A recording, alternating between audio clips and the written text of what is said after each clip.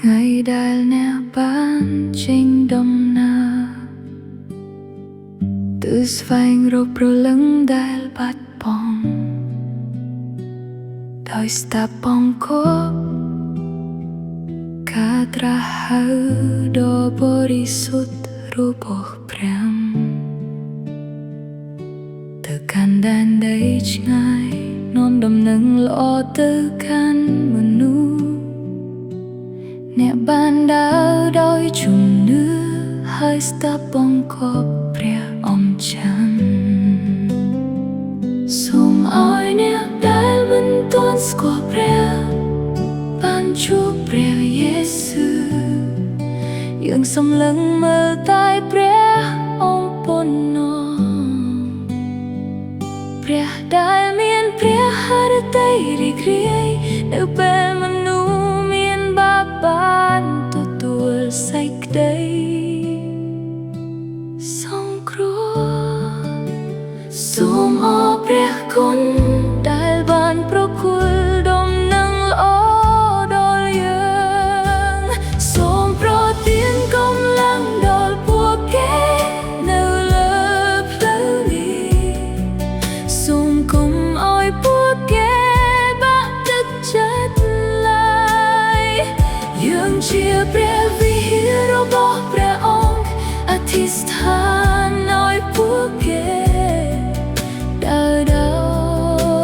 យអំណរសូមឲ្យពួកគេស្ថិតនៅក្នុងសេចក្តីស្រឡាញ់និងព្រះគុណរបស់ព្រះអង្គគង់សូមកុំឲ្យការសម្របសម្រួលតូចមួយคล้ายជាច្រឡំអាកោសូមដឹកនាំយើងទៅកាន់ទ្វារនៃសេចក្តីសង្ឃឹមសូមកុំទុកយើងដល់តែអ្នកឯងយើងពឹងផ្អែកលើព្រះអង្គគង់ការសាបព្រោះជាព្រះគុណការលូតលាស់ក៏ជាព្រះគុណដែររួយវៃដែលអស់ជាព្រះគុណរបស់ព្រះអង្គគង់សូមអ្វីដែលការរងចាំក៏ស្ថិតក្នុងព្រះハរតីរបស់ព្រះអង្គគង់ផលចំរូតជារបស់ព្រះអង្គគង់ទឹកភ្នែកក៏ជារបស់ព្រះអង្គគង់ព្រះអង្គជាអ្នកត្រាស់ហៅព្រះអង្គជាអ្នកបំពេញគ្រប់ការទាំងអស់យើងប្រគល់ជូនព្រះអង្គគង់ព្រះអង្គចាស់អើយសូមយើងជាមួយពួកគេជានិច្ចសូមកុំឲ្យពួកគេ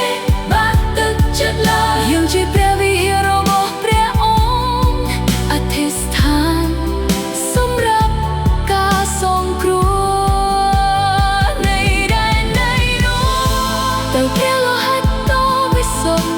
របស់ព្រះយេស៊ូវយើងទុកចិត្ត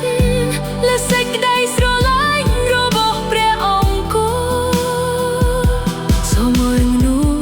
មានបាបទទួលបានជីវិតហើយនាំឲ្យព្រះハរតីព្រះមានអំណរសូមអរព្រះគុណចំពោះ